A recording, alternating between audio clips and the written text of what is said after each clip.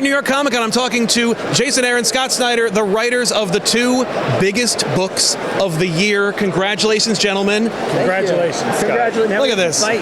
Yes.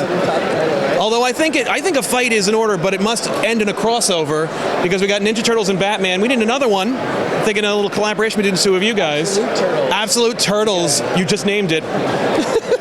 But how does it feel? How does it feel to be at this con, to have this energy? I mean, it feels amazing, of course. I mean, I think, I always I went a few years there, I think like we all did around COVID, where I didn't go to shows, didn't travel. So getting back to that, I realized just how much I missed that, right? I mean, our job is so solitary, and you sit in a room by yourself and you send stuff off into the ether. So it always feels great to go to a show and meet the people who are actually reading and connecting with your work. And especially now, this year, and looking at the things that are really popping, the books that are popping by companies all across the landscape, right? And yeah, to be a part of a couple of those, the Absolute stuff, the Turtles, feels super cool. Absolutely.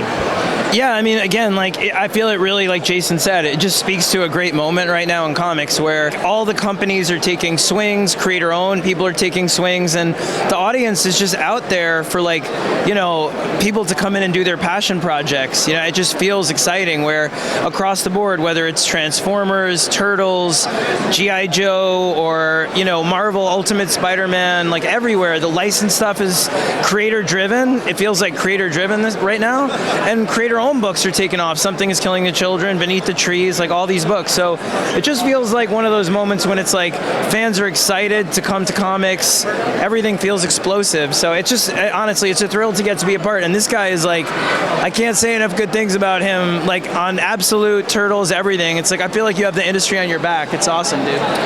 No, well, I appreciate that. I mean, I'm doing the Absolute stuff because Scott called me up out of the blue, had these ideas for Batman that got me really excited, ideas for how we could change all these characters and do this new, fresh version. And my first thought was I'm not looking for an ongoing book. I very actively, I don't want to sign up for any ongoing commitments. And then it was IDW called and said, do you want to write Turtles in the 40th anniversary? And I was like, yeah. And then Scott calls, do you want to do an Absolute book? And I was like, oh, absolutely, yes.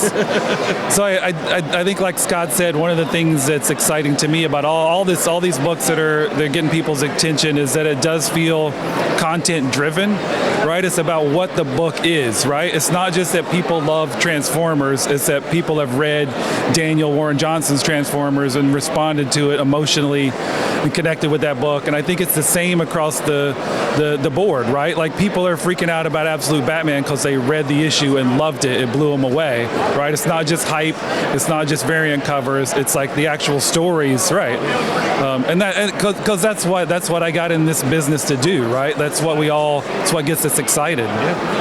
Yeah, again, it's just a great moment, and you guys are a big part of that too.